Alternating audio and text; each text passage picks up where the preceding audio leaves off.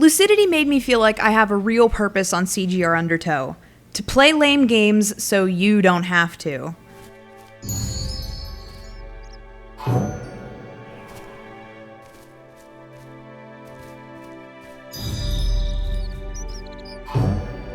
Lucidity is a puzzle platformer developed by LucasArts and released in 2009 on the Xbox Live Arcade and Steam. It's a mainstream game that looks and plays like an indie title, which could be one of the reasons why this game never made an audience. Lucidity is cute and sweet, don't get me wrong, but I feel like the game's high concept could have been developed better. In gameplay, you don't control Sofi, the main character. Rather, you place items into the environment as Sofi makes her way from left to right. These pieces come randomly just like in Tetris, and you can hold a piece, just like in Tetris, all in the name of getting Sofi safely to the end of each level.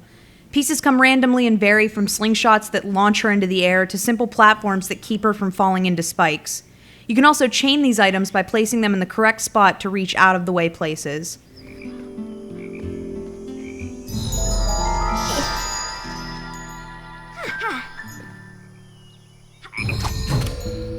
Obviously, there are enemies in the level that detract from Sofi's health, or there are spike pits which will just instantly kill her.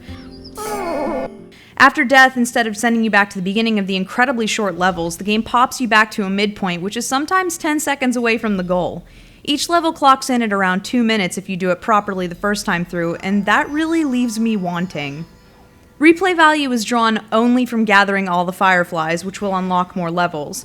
I do get and respect that each level plays out differently each time due to the randomness of the pieces you have to utilize, but it's just not enough.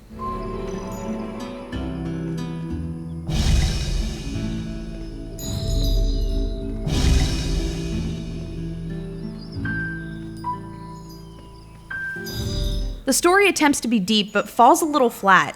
It's transparent as cellophane, so I won't even get into it for fear of instant spoilers, just in case you decide to pick this up. Maybe I'm less lenient because this is a LucasArts title. I expect more from an established studio, whereas if this had come out of some college student's basement, I might have relaxed my standards a bit. In general, the game is a yawn. It's far too forgiving and not varied enough in design for me to really enjoy it. I like the concept, and once I started chaining items, it did feel a little more dynamic, but that was strictly dependent on getting decent pieces. Sometimes Sofi ran into a wall too tall to climb over, and I didn't have the correct items to vault her into the air and continue moving forward. It was then that I wanted repercussions to standing in that place while I tossed pieces out into the level, trying to find one that would assist me in moving forward. This game wasn't geared toward hardcore gamers. It feels like a big-name developer taking a stab at the indie market and seeing who they could hook. I would recommend this game to my mom for the same reason I would recommend this to a child under 6, because it's simple and lacks frustration. As a matter of fact, this game completely lacks emotion. Even though it panders to an audience much in the way that The Notebook panders to screaming masses of weepy women, there just isn't any emotion in it.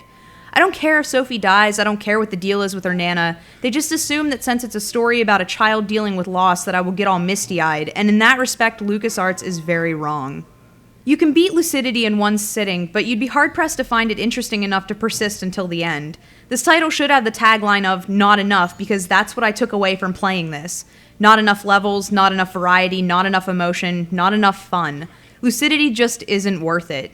Instead of wasting time and money on this title, I'd suggest picking up another indie game that tickles your fancy that hasn't come from a big-name dev.